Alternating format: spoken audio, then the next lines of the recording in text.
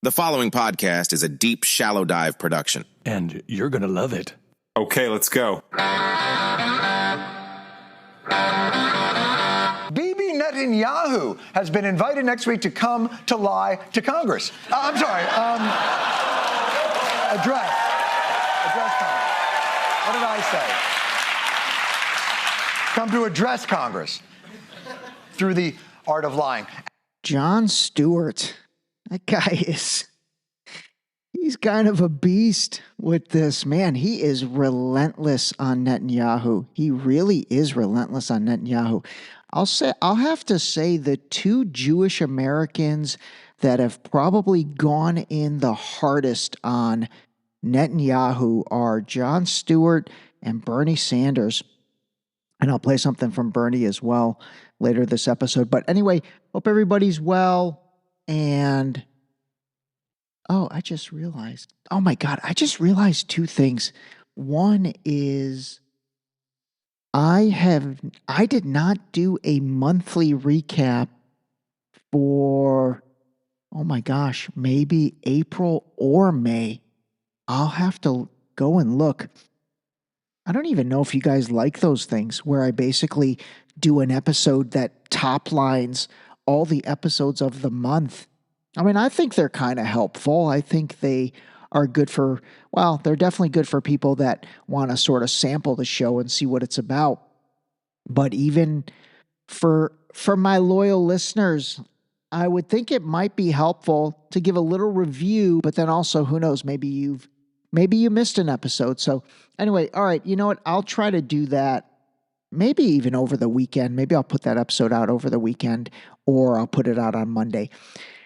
Anyway, I did want to talk a bunch of things that I didn't get a chance to talk about on the last episode, where we really delved into the House subcommittee meeting that sautéed Dr. Fauci. That thing ended up, that was another case of I was going to do maybe a few minutes on that, and then it just, all of a sudden I looked up at the counter and I was at like 30 minutes. I was like, that's insane. So anyway, all right, let's jump into a few different things. And you know what? I guess we will start with Bernie Sanders. The leadership of Congress has invited Prime Minister Netanyahu for a joint address before Congress. I'm not going. I'll tell you why. Israel had every right in the world to defend itself against the horrific Hamas terrorist attack of October 7th. But you know what? Israel did not have the right, under Netanyahu's right-wing extremist leadership, to go to war against the entire Palestinian people. They did not have the right to kill or injure 5% of the population of Gaza, 60% of whom are women, children. You know, I never heard it as a percentage, but just to put that in perspective, so 5%, if this was the United States, would be 18 million people killed or injured. 18 million people. And the elderly did not have a right to destroy massive amounts of housing, the civilian infrastructure, water, sewage, electricity, bomb every university in Gaza. I've talked about this before, and fundamentally that was the plan for Netanyahu. I'm pretty certain, is to just completely take out the infrastructure and make it unlivable, which it pretty much is. There's no hospitals left. There's no universities left. I'm assuming all of the electricity and plumbing is probably all destroyed. Did not have the right to do that, and they certainly do not have the right to use starvation as a means of war. Right now, tens and tens of thousands of children in Gaza are facing starvation, malnutrition, and famine. I mean, can you poke a hole in that? If you really can, I'd love to hear it. Seriously, I'm open to it. But, poke a hole in that. Tell me where he's wrong. That is wrong. That is unacceptable.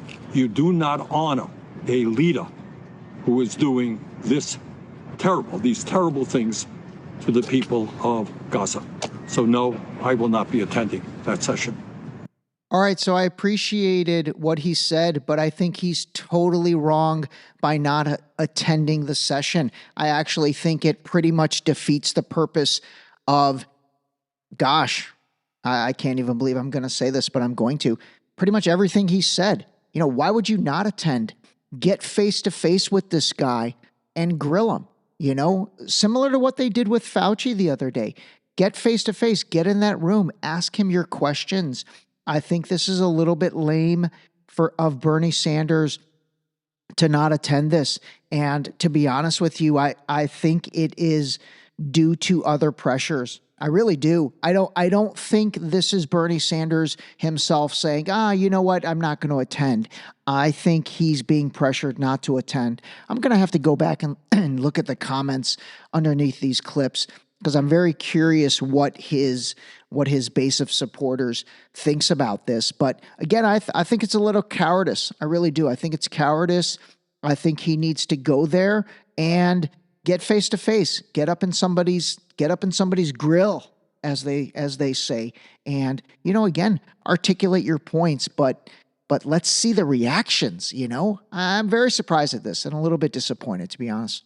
All right, let's move on. So one of the biggest pieces of, I guess, viral news is this. Israel's response to October 7th troubled former Army Major Harrison Mann from the start. They were dropping 6,000 bombs a day. They were burning through munitions, exhausting their supply. It was very easy to link our support, which I was part of, to the killing in Gaza. What bothered this intelligence officer specializing in the Middle East the most? His view that the Israelis were targeting Palestinian civilians indiscriminately and that U.S. weapons made it possible. Were the Israelis using American weapons against civilians in Gaza? I can say almost certainly yes. But were they doing so intentionally? I don't know how you kill 35,000 civilians by accident. So this guy's name is Harrison Mann, and he's a U.S. Army major who happens to be Jewish, and he was assigned in that area. And so he resigned. Now, the only thing I will say about this, again, just to be fair and call a spade, from another clip, it seems like he resigned in November. And so that's a little weird to me that this is now coming out in June. You know what I mean? He resigned in November, and the story is now coming out in June. So again, to be fair, I wanna add that layer to this. Israel insists it's doing its best to limit civilian casualties and that Hamas uses civilians as human shields. But that wasn't enough. Weeks later, Mann resigned, later explaining in a letter. At some point, whatever the justification, you're either advancing a policy that enables the mass starvation of children, or you're not. You felt your work was directly connected to starving children. Yes. Okay, so unlike the other day, I did watch the entire clip. And so I think maybe it's because the clip involved multiple people resigning, and so they probably put it together as a collective story. I just thought it was weird that he resigned in November, and then now the clip is, coming, 7 months later? There's going to be times when there's members that have different views. Certainly you're right to go ahead and get out, and I'll just leave it at that. I decided I would resign. More than a half dozen government officials have publicly resigned to protest U.S. support for Israel's war. Mann is the first from the military, the first from the intelligence community, and the first who's Jewish. I think it's important to understand, this is from a security perspective, Israel is not under existential threat. That was a pretty powerful statement. I'm going to play it for you again, and I totally agree with it. And it goes along the line and the thread line that I've talked about, where after October 7th, where's Hamas? What kind of war is this? It's like a one-sided war. Where is the continued war? Besides those 300 rockets and missiles that Iran sent in response to Israel bombing their consulate annex building in Damascus in Syria, where's the continued offensive? That's why this whole war, to me, it's goofy, man. It's goofy. Hamas is goofy. I really, really feel Hamas is goofy. I think they are They are actors. I really do. I really think they're actors. I don't think they give a shit about the Palestinian people. I think it's a group of people that are part of some big plan, and we're going to go into this later. All right, enough on that. Let's listen to this again and then finish it out. Israel is not under existential threat. And what do you say to American Jews who would say to you, what are you talking about? If you are somebody who is really motivated by the concern to protect Jewish life, you should be fighting for them to conduct it in a way that does not turn basically the whole world against them. The grandson of Jews who fled the anti-Semitism of Eastern Europe knows his stance will create some harsh blowback. I didn't really feel like I had that much of a choice. But he feels the only way to influence U.S. policy is to no longer assist those who make it. Jim Axelrod, CBS News, Washington.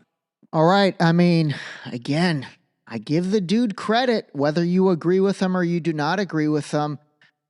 Dude is speaking his truth and on a very public stage.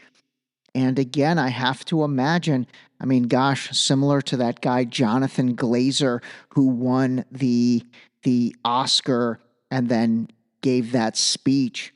I mean, I have to imagine he's going to be ostracized within, well, at least a big segment of the Jewish community in the United States for sure, and then probably a big segment in Israel as well.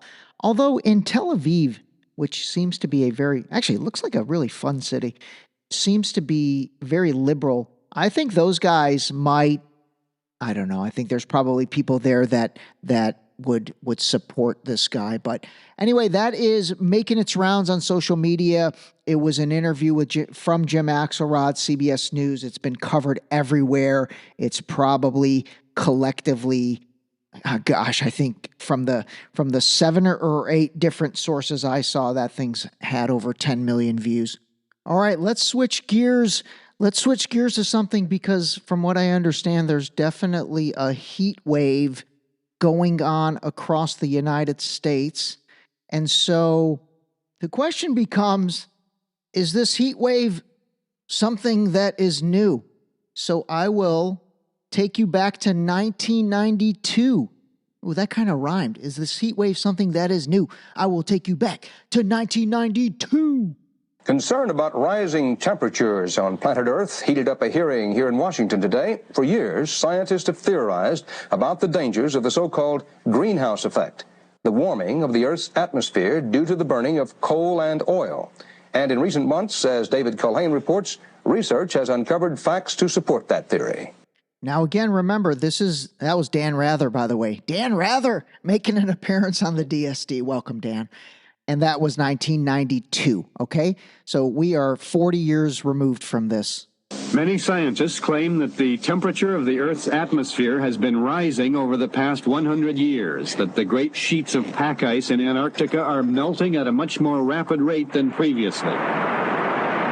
And finally, that the sea level has been rising with increasing swiftness over the past 40 years. If these scientists are correct, about 25% of Florida would be flooded, along with low-lying areas all over the world.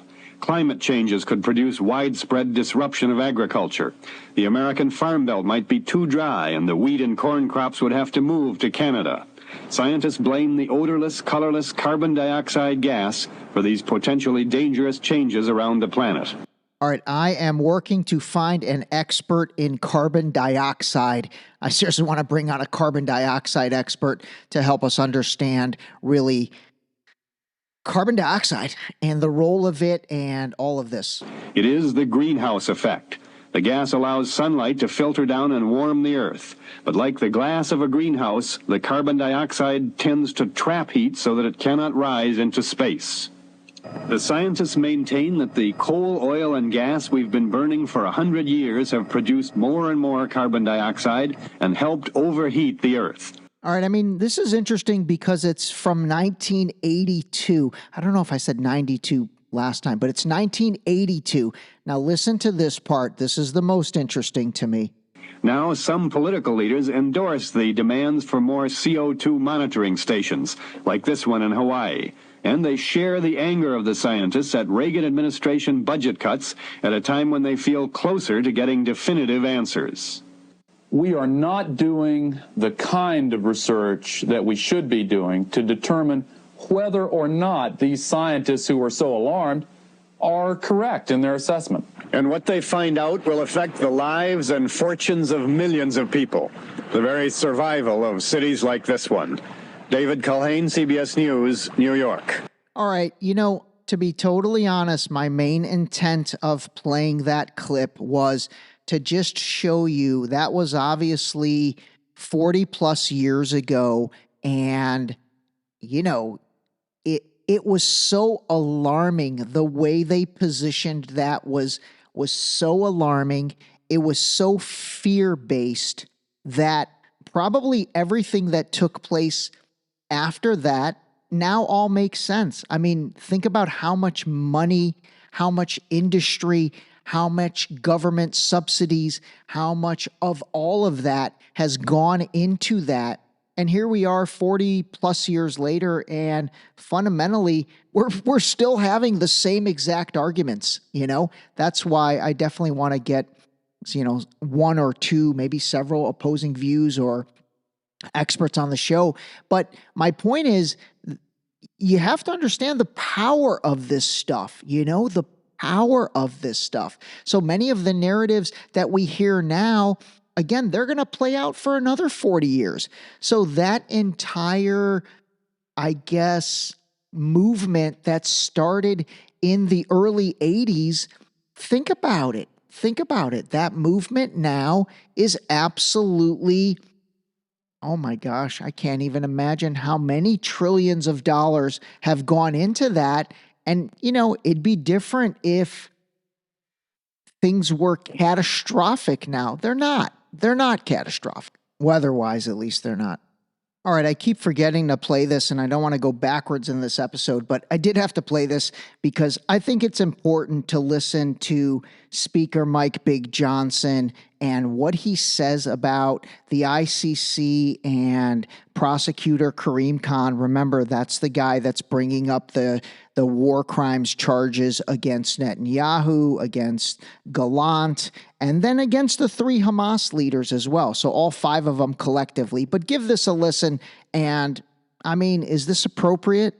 America should punish the ICC and put Kareem Khan back in his place. And if the ICC is allowed to threaten Israel's leaders, we know that America will be next. That part of his argument, well, the whole thing makes no sense, but that part really makes no sense. It's like, why would America be next? Well, don't do anything that is that bad and you won't be next. There is a reason that we've never endorsed the International Criminal Court, because it is a direct affront to our own sovereignty. We don't put any international body among or above American sovereignty, and Israel doesn't do that either. By the way, totally separate topic, but there's been a lot of discussion about giving the World Health Organization, the WHO, power that supersedes American sovereignty. It hasn't happened yet, but there's a lot of talk about that in regards to a new pandemic treaty process that would allow the WHO to make the rules if there becomes, quote unquote, the next pandemic. Congress is reviewing all of our options right now. We have some very aggressive legislation that we're going to push as quickly as possible. It will impose sanctions. And if the ICC moves forward with its absurd warrant arrest or request, this is going to be an even bigger international problem. All right, I had been meaning to play that because, again, would love to get thoughts on that one as well. So let me know any thoughts on whether you think the ICC is appropriate or whether you think Big Johnson is appropriate. All right, next up, again, gosh, it's a little bit of catch up today. Another clip that I've been meaning to play because I think it's a good clip. This was Megyn Kelly when she had Bill Maher on her show. Bill Maher's another guy. Man, that guy just he gets under your skin. I mean, again, he has some good takes, but I don't know. I'm starting to realize, and gosh, I better be careful about this myself, but man, delivery means everything. And sometimes that just pompous delivery of Bill Maher's, I don't know, it really rubs me the wrong way many a time. But you know what? Maybe it rubs me the wrong way when I don't agree with him. So, hey, that could be a me problem. Hillary Clinton, of course, is the original election denier. I'm sure you voted for her in 2016. Well, she's not an election denier. She absolutely was the OG election denier. First of all, she came out before the sun had risen. Really quick, that's such a dumb answer. She came out before the sun has risen to concede the election. I mean, they all do that. They all concede the election. They all make that fake phone call, blah, blah, blah. To concede the election to Trump. And then spent the next 4 years saying he was illegitimate. He was an illegitimate president. Okay, well, first of all, she didn't say he was an illegitimate. Yes, she did. You tell me exactly what she said. She said those exact words repeatedly. All right, this is where, man, the internet provides receipts. So pay attention and listen to this. I believe he knows he's an illegitimate president. All right, I mean, literally, she just gave him receipts. And this is the worst part. So listen to his answer after that. Okay. I mean, you only get two choices. That's right. You get Donald Trump, a criminal election denier who is going to transform this country into an authoritarian place like we've never seen before, or you get Joe Biden with all his flaws. Also and a criminal. problems. Bill Maher masterfully does not address the Hillary thing. Okay, what is his crime again? The special counsel Robert Hur said he'd committed felonies, but he wouldn't indict him because he was a well-meaning elderly man with a poor memory. He couldn't get a conviction in front of a jury. I really didn't know much about that, so I looked it up, and Megyn Kelly's right about that. The special counsel, that was exactly what they said. And what was that crime? That was the... Classified documents. All over his basement, his garage, everywhere. Well, okay, here's the difference. Immediately, Biden, he shouldn't have had them. Immediately, he said, oh, sorry, my bad, and gave them back. That's why he Trump didn't get charged with obstruction. That's actually a pretty comical justification. Immediately, Biden, he shouldn't have had them. Immediately, he said, oh, sorry, my bad, and gave them back. That's why he Trump didn't get charged with obstruction. I mean, seriously, like, I don't really care about the documents thing, Trump or Biden. I mean, whatever. But what annoys me about people like Bill Maher is, you know, that's not the right answer. Like, oh, he immediately said, my bad. Oh, my gosh, I didn't know that. Should I not have taken classified documents? Oh, my bad. You know, like, call a spade a spade. Like whether you support one side or another, you know, just support common sense ahead of that. Now, I will say, Bill Maher, man, I seriously think Trump, I met Bill Maher at the Playboy Mansion long time ago, like the year 2000. Goofy dude, weird hair, weird face, like just, yeah. Anyway, what I was going to say about that was, I have a feeling something weird went down between Bill Maher and Trump. I think that actually could be a case. You know how I've made the joke about when random people that have never even remotely met Trump hate him viscerally. I'm like, dude, what, did he sleep with your wife or something? I have a feeling Trump might have slept with like one of Bill Maher's girlfriends, or he stole a chick from Bill Maher, and that is why Bill Maher is just so visceral. But Trump has two classified documents, pieces to his case. One is you had them, and the second is you obstructed justice when we demanded them back. So, okay, against Biden, you don't get charged with obstruction. But number one, where's the classified documents charge against him? He's also a felon. You got your story. You know, I look. Why can't the difference be one actually had the ability to declassify documents and keep them because he'd been the president, and one didn't because he should have been looking at documents only in a skiff while a sitting U.S. senator, and clearly he stole classified documents that he wasn't entitled to and never had the ability to declassify them. I mean, again, I'm not even a Megyn Kelly fan. Actually, I'm really not. Actually, I don't care for her that much either. But man, she called a spade on that. Yeah. Maybe you know more about that than I do. I don't remember that part of it, and I always don't trust anything I hear until I vetted from the other side because everybody sort of has their one-sided view of it, and narrative is more important than truth. I know this is the right-wing narrative. Damn, I think I influenced Bill Maher. Okay, that was fair. I appreciated that retort. I'm not like that, Bill. I care about facts. I practiced law for 10 years. I want to get the cases right more than I want to get clicks. And I have a lot of lefties who watch me. So I'm not like that. All I can tell you is those are the facts. All right, man. That was a little bit painful to suffer through all that. But you know what? Again, I'm playing this stuff for a reason. I really am. I'm playing this stuff for a reason. I just want to give you the complete picture of everything. And again, I'm not trying to influence anything. I'm not all in on any of these guys, and I'm not all in on any side. That's why I'm a registered independent now. But I do think it's important to really just talk about everything and give you just an overall picture and maybe help you understand why certain things are a certain way, and then allow you to make your own decision. All right, that's it, everybody. Have a wonderful weekend. Man, I was going to release a podcast episode with Jonathan Bogner about the heart transplants today. I might release it on YouTube, but I'll save it for next Friday.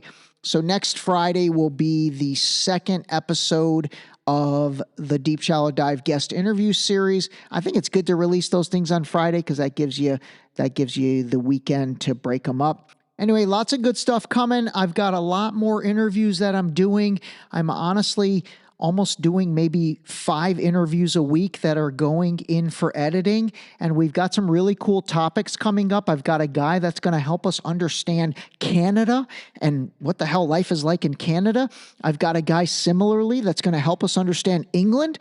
What's life like in England? And why the hell is there England, the UK, and Britain? What's the difference between that stuff? I seriously don't even know. So I think that'll be interesting to have those guys in the mix help us understand that. I think I might have said this before, but I've got a Jewish rabbi who lives in Jerusalem who's going to help us understand Judaism. And then I found a guy that is an expert in the religion of Islam. Remember, it's not Muslim religion, it's the religion of Islam. And he's going to break down the differences of what being a true Muslim is versus the Muslim fundamentalists that seem to get all the attention. That's going to be interesting. I'm still trying to find my expert in Christianity. That I have not found yet. But so I've got that in the mix. I've got a really interesting young lady who is going to talk all about really the pressures of being a girl in her 20s these days. And man, her story is pretty interesting. She definitely has battled anxiety, depression, tried to kill herself. And now she is like made a career out of public speaking to try to help empower young women. Cause it's tough. You look at, I call it the Instagram culture or the filter culture, but she's really interesting and super, super raw. So I think that'll be interesting for everybody, especially if you've got daughters.